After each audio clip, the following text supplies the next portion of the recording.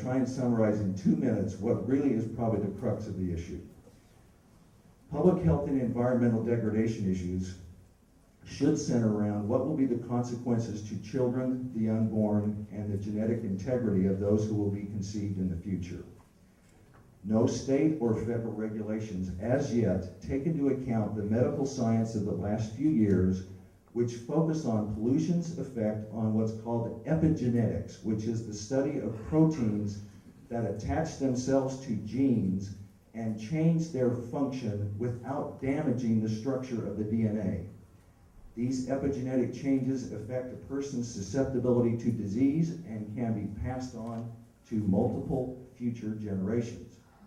The science of epigenetics is revolutionizing molecular biology, as one researcher put it this year, to the same extent that Copernicus revolutionized astronomy by discovering that the sun was the center of the solar system and not the Earth. Epigenetics is literally replacing the gene as the center of the biological world.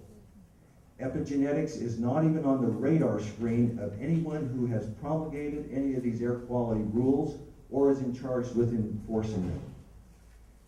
Some toxic chemicals, nuclear radiation, and heavy metals can break DNA bonds, causing mutations that lead to cancer and birth defects and other organ dysfunction. But in the last few years, researchers have discovered that it takes, and here's the key, far less exposure to cause epigenetic changes as it does to cause genetic damage, but the end result is virtually the same. The indoor air of the average home is contaminated by at least 400 different chemicals and compounds, most of which come from the community's air pollution.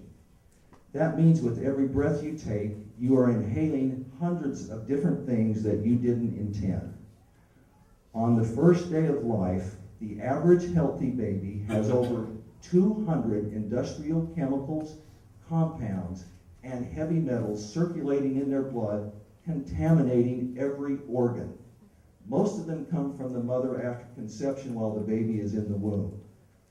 2/3 of these chemicals are known to cause cancer in either humans or laboratory animals. Most are known to impair physical or intellectual development. Babies born to mothers exposed to more air pollution demonstrate as much as 50% more genetic and epigenetic damage on their first day of life. Other studies published just 10 days ago show that these epigenetic changes can be found in adults within as little as 3 days after exposure. 1 minute, please, Doctor. Okay, I have about 1 minute left. To assess the consequences of this in-the-womb exposure, we must now add the new research that some of these contaminants can cause this damage at concentrations so small that we measure them in parts per trillion. Now, is all the science in this issue in? Of course not. The science is all never in. But when a 2-year-old runs out in the street, responsible parents don't wait for absolute certainty that their child will get killed by a car before they snatch them from potential danger. To do so would be irrational, immoral, and indefensible, just like it would be to wait until all the science is in before you draw the line to protect your air quality.